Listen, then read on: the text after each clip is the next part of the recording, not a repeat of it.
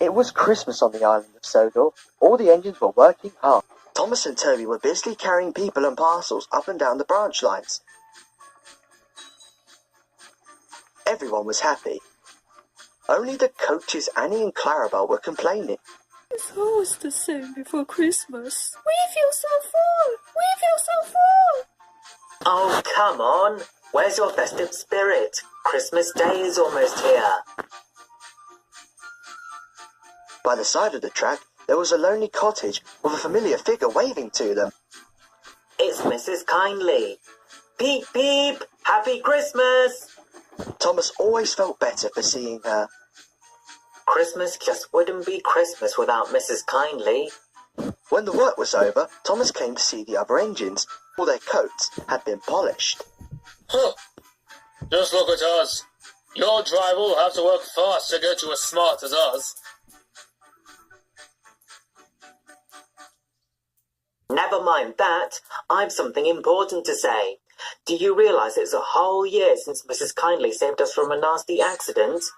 You remember when she was ill in bed and... Yes, of course. You told us how she waved her red dressing gown out of her window to warn you about a landslide ahead. You and Toby gave her presents?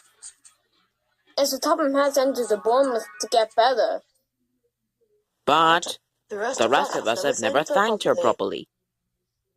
Exactly.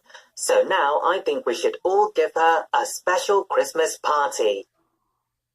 Everyone was getting very excited, and the drivers felt for sure that Sir Topham Hatt would agree, as he did. The engines were all busy making plans when silence fell. Sir Topham Hatt had bad news. The weather's changed badly. Mrs. Kyndley is snowed up. Toby says he'll help to rescue her. You must help too, Thomas. There's no party unless you do.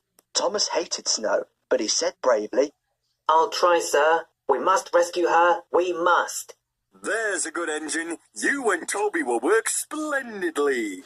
Thomas charged the snowdrifts fiercely. Sometimes he swept them aside, sometimes they stuck fast.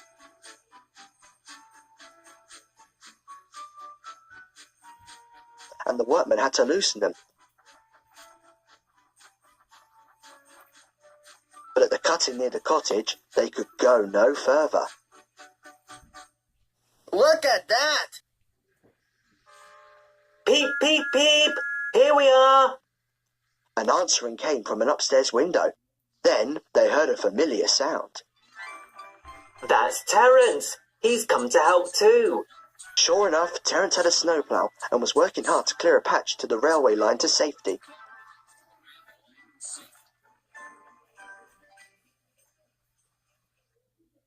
At long last, the rescue was completed. Percy took the tired workmen home.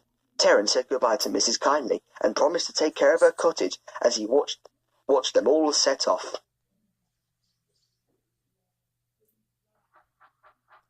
The engines made good time. No more snow had fallen, but the yard was dark, and there was no one to be seen. Thomas's heart sank. Suddenly, all the lights went on. What a marvellous sight awaited Mrs. Kyndley. Well done! I'm really proud of you all. Mrs. Kyndley especially thanked the smaller engines. Thomas and Toby are old friends. Now Percy is my friend too. Percy was very pleased. 3 cheers for Mrs. Kyndley! Peep, peep, peep!